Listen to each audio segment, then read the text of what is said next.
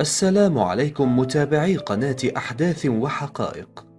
العلاقة بين المرأة والرجل، هذا السر القديم الذي يرغب فيه كل طرف بفهم الطرف الآخر، فكل إنسان يتمنى أن يوجد كتاب للإنسان الذي يعيش معه لكي يعرف كيفية التعامل معه جيدا. لذلك في هذا التقرير سنقدم لكم تلخيصا بسيطا لما يحتاجه الرجل من المرأة وما تحتاجه المرأة من الرجل.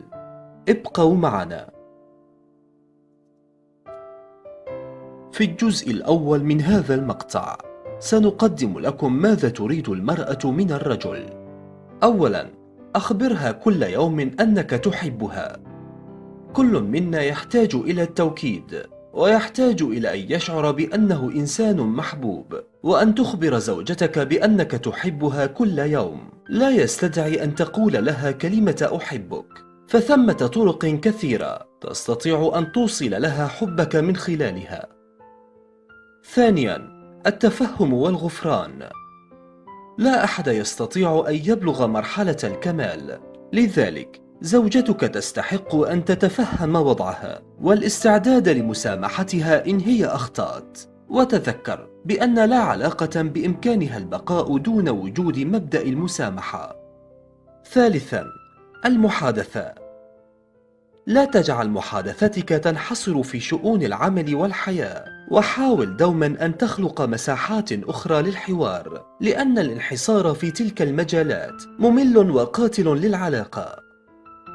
رابعا، خصص لها وقتا. يجب عليك أن تخصص وقتا لزوجتك، وأن يكون لهذا الوقت أولوية في جدولك اليومي. خامسا، حاول أن تقول نعم أكثر مما تقول لا. الاعتياد على السلبية مع زوجتك يدفعها مع الوقت إلى الابتعاد عنك. ما عليك سوى أن تفكر مرتين قبل أن تقول لا، فعندما تكون إيجابيا ينعكس ذلك على مسار حياتك الزوجية. سادسا، كن مستمعا جيدا لها. من المحبط جدا للمرأة أن تفضي لشريك حياتها بهمومها، ثم تكتشف أنه لم يكن يستمع لها بشكل جيد. فالمرأة لا تريد منك أن تستمع بأذنيك فقط، بل بقلبك ووعيك أيضا. كن لطيفا وصاحب خلق حسن. هل شكرت زوجتك بعد كل عمل قدمته لك؟ وهل تطلب منها أي طلب بلباقة؟ من المؤسف أن المتزوجين ينسون اللباقة واللطف بين بعضهم البعض، فتفاصيل صغيرة كهذه تكشف لك مدى نجاح العلاقة الزوجية. ثامناً، التشارك في المسؤولية تجاه المنزل والأطفال. من أهم الأسباب التي تثير الخلافات الزوجية بشكل دائم هي قضية الأطفال ورعايتهم. لذلك لا تجعل زوجتك تطالبك دائما بتنفيذ مسؤولياتك تجاه الأطفال، وقم بواجبك بكل مودة. تاسعاً، الاهتمام بصحتك النفسية والجسدية.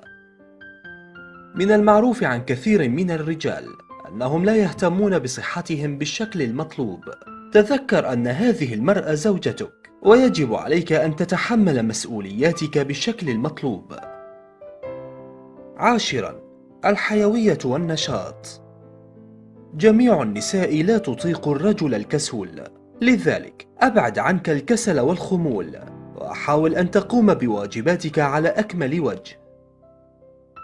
في الجزء الثاني من هذا المقطع سنقدم لكم ماذا يريد الرجل من المرأة. تابعونا.